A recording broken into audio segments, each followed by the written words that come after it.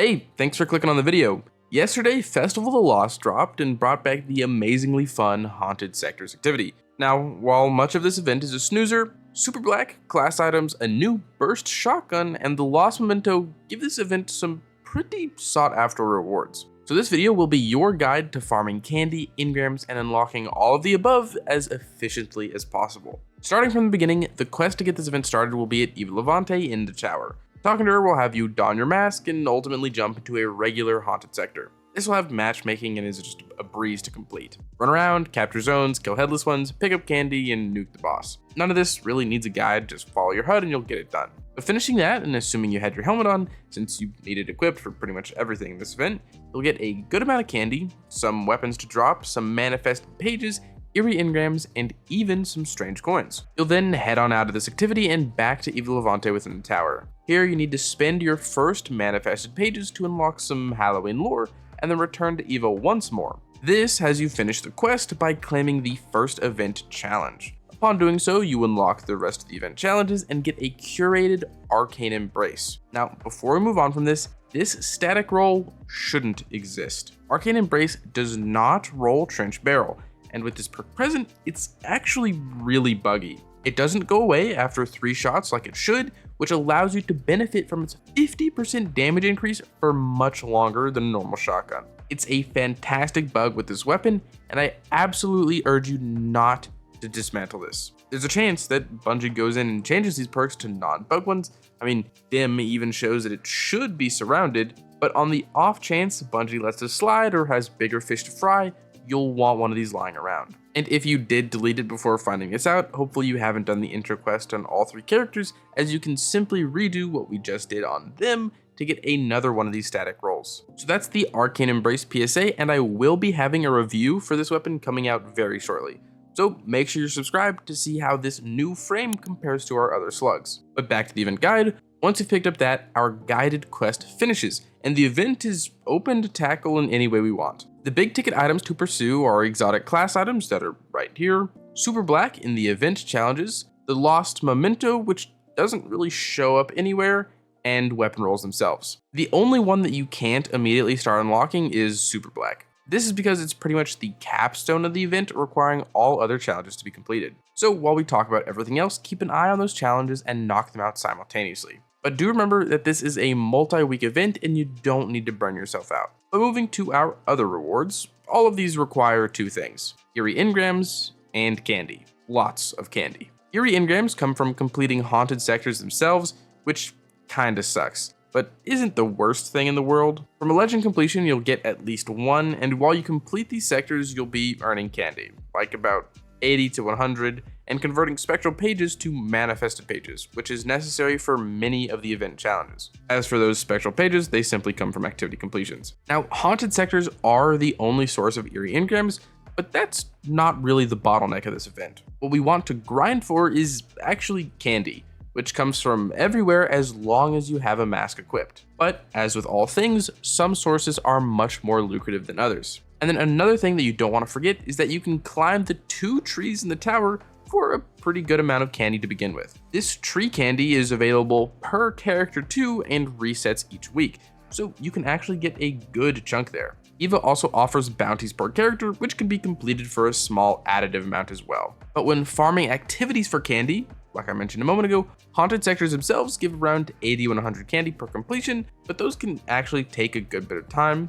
Dungeon encounters, like the first of Vesper's Host, drops 160, so if you're still wanting to go for a chill inhibitor before or after the RNG gets patched, this is a really good option and what I'd personally recommend. After that, we have GMs, which are giving us around 700 candy per completion, but I am pretty confident it's only this high due to double Nightfall rewards that are active right now. Of course, getting exotics and mats is always a good idea, so running these this week especially is a great option for stocking up on a ton of resources alongside the candy. But this week you do have to do the light blade, which can get pretty dicey. Let me know down below if you guys are interested in a farm guide for that, because I'm definitely willing to put one out. And then outside of those activities, farming raid encounters, or at least Cali like we did last year and in a lot of other events, isn't the play, as that encounter seemingly gives us nothing. And then even doing checkpoints of first contact, which is another very popular farm method, only gave us 30 per completion,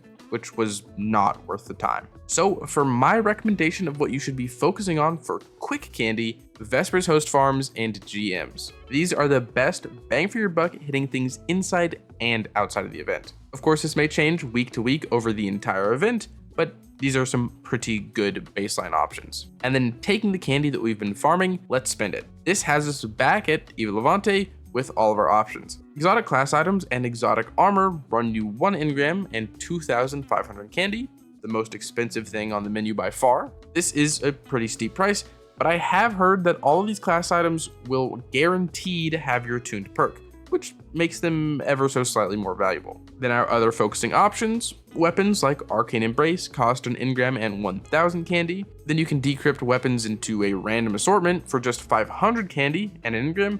And then you also have the option to open your engrams raw, which this has the chance of giving you all this, so it's not too bad. But this focusing option actually has one more hidden reward, being the lost memento. I'm not sure why it doesn't show up in this menu, but as you can see here, I get one from just opening an engram. To be honest, this memento is kind of like super black light, but it does have a very cool interaction with the Arcane Embrace shotgun, making all the spots glow red. And then other than these, you can turn in candy for some grab bags, which is a total waste, other than this one event challenge. But when you do go for this, only purchase the legendary bags, as those give you 33% progress each, versus the blue ones, which are only like 16. So don't waste your candy there. And that should actually be the full event covered and all the good farms that I've tried myself. There is this secret triumph thing that gives a new emblem and a guaranteed lost memento, which was something they did last year. You might actually need to do this in order to get mementos to randomly drop, as I'm fairly certain that was what happened last year, but I already had mementos dropping for me right off the gate. So if you're getting a memento for the first time this year, let me know if this step was necessary for you. As for what to do here, according to ATP on Twitter, he said step 1 was while wearing the Tower Staff mask, speak to Eva Levante and then save 14. Step 2 was while wearing the Cursed Thrall mask, get 100 kills with explosive weapons.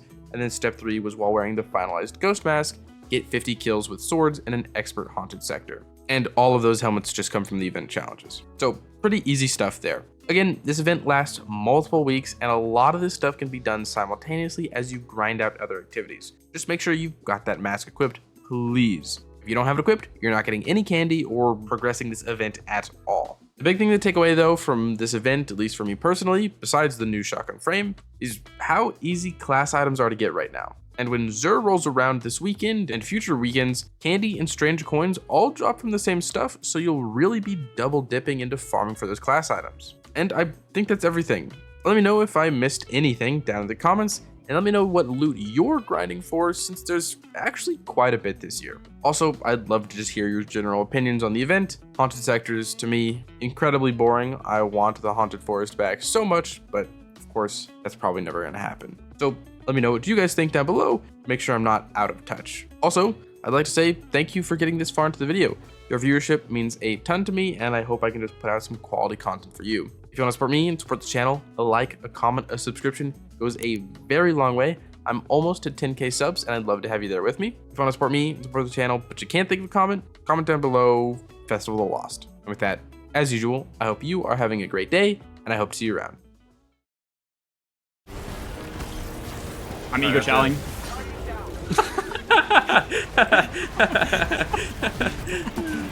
Nice.